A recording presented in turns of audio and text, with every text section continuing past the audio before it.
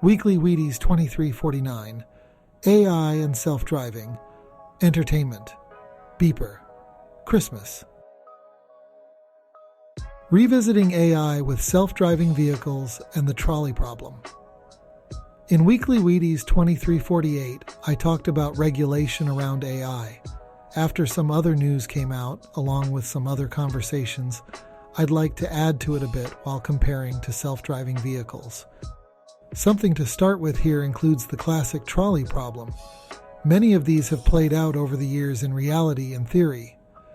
If you want to spend some time seeing how crazy these can get, check out Neil Agarwal's absurd trolley problems. Essentially, the trolley problem presents a dilemma of causing harm to someone or something regardless of the decision chosen. It is typically a moral or ethical question where they may even conflict with each other. As humans, our perception may dictate our reality, which can influence decisions we make. In most trolley problems, one must decide not only how much a life is worth, but whose lives are worth more than others. While mostly hypothetical, these decisions won't always be hypothetical. For example, in the most basic sense, self-driving vehicles are the new trolley problem. If you take the trolley and railroad and replace it with a self-driving vehicle and typical roadway, you have a similar situation. Now, rather than the driver, or someone with a lever, making a decision, AI gets to make the decision. If then giving control to the self-driving vehicle when put in a position of a trolley problem, how will it determine which path to take? Will it take a note from iRobot and calculate who has a greater chance of survival before making a decision? Will it listen to the original programmer? Will it listen to the driver? Or will there be multiple versions of the self-driving software to purchase? If you want the car to always value the occupant's safety, you must pay more. As one can see, this isn't as clear-cut as it may seem. In the past 5 or so years, I've completed a good bit of research on traffic safety. If you need some heavy reading before bedtime, you can download my dissertation here. You can see the levels of vehicle fatalities over the years, and even since the COVID-19 pandemic, those numbers haven't lowered. You would think with fewer people on the road, at least mid-2020, there would be fewer fatalities. Right? Except people drive faster when there is less traffic, among other issues causing more crashes and fatalities. Which leads me to make 3 statements sure to cause controversy. First, I believe if every vehicle on the road was self-driving, we could all but eliminate vehicle-to-vehicle crashes and fatalities. Second, we can't eliminate vehicles causing pedestrian fatalities for the same reasons we still have vehicle fatalities today. People. People by nature cause and have crashes.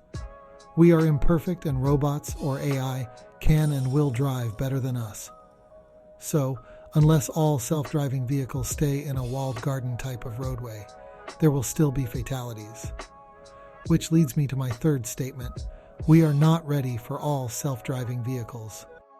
As much as I would like self-driving vehicles everywhere, I believe we're still a ways away from the technology, implementation, and legalities that surround it. They work better in unison, and when you mix non-self-driving vehicles in the mix, then there are other issues to account for, especially when trying to regulate one when both are on the road. This problem has been around since horses were taken over by vehicles too. That said, it's difficult to discredit how far the technology has come. When self-driving vehicles do become more of the norm, there will still be issues on integrating them on urban roads, much less rural ones. Even considering if they have their own lane similar to an HOV lane. How will we go about keeping the vehicles separated when there may still be the human issue, meaning someone intentionally or accidentally finds themselves in a self-driving only lane? There's a new problem of convincing people to not do something unless it's regulated and has consequences.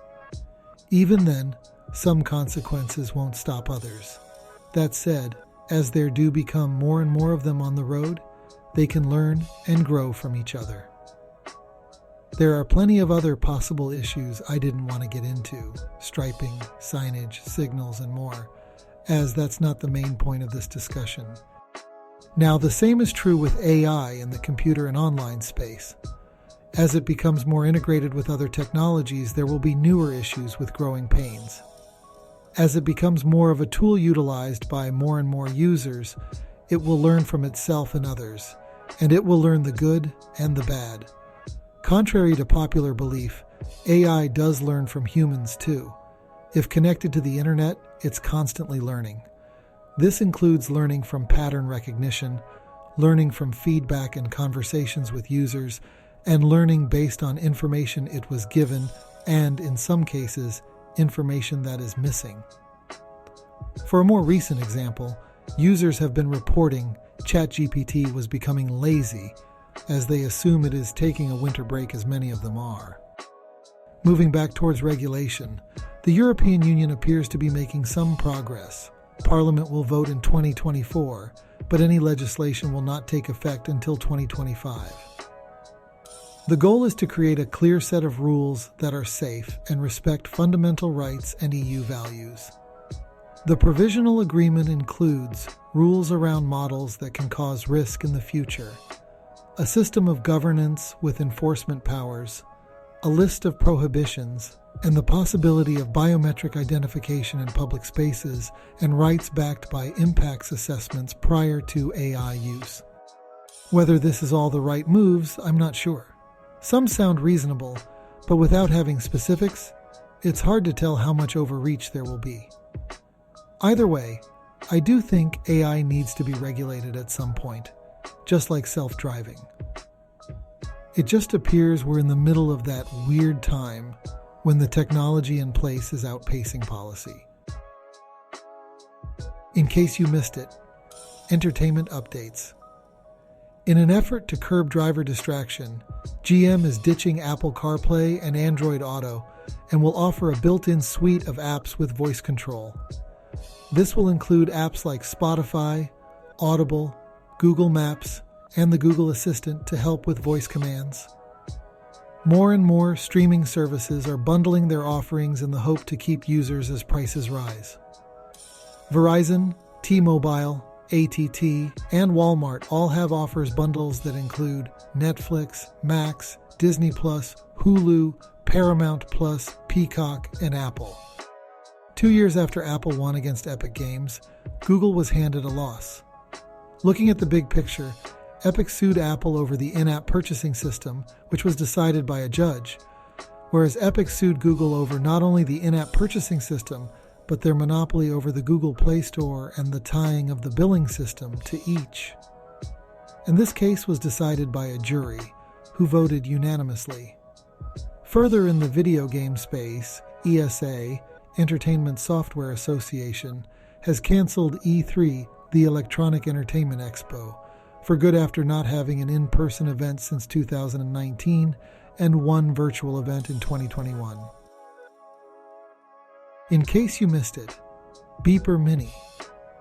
Beeper, a company I've talked about a few times, released a new app 2 weeks ago allowing Androids to finally have iMessage on their phones, Beeper Mini. What's different about this version of the app compared to other third-party apps doing something similar is nothing short of scary and amazing.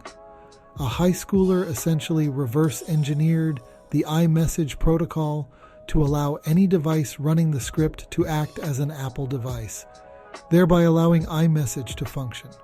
It's been argued immoral, unethical, and unsafe by some, but has been praised by others for pointing out another issue. This hack is more secure than a typical SMS or MMS. Even Senator Warren called Apple out. Since release, Apple and Beeper have been playing cat and mouse blocking the app and releasing updates to fix the block.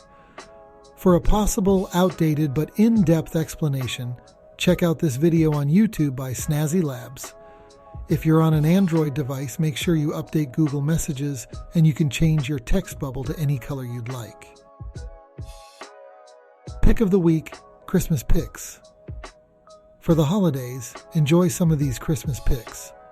If you're traveling to visit family and want to try something new, want to travel overseas to check out some unique holiday experiences, or looking for something to do to pass the time, it's all here.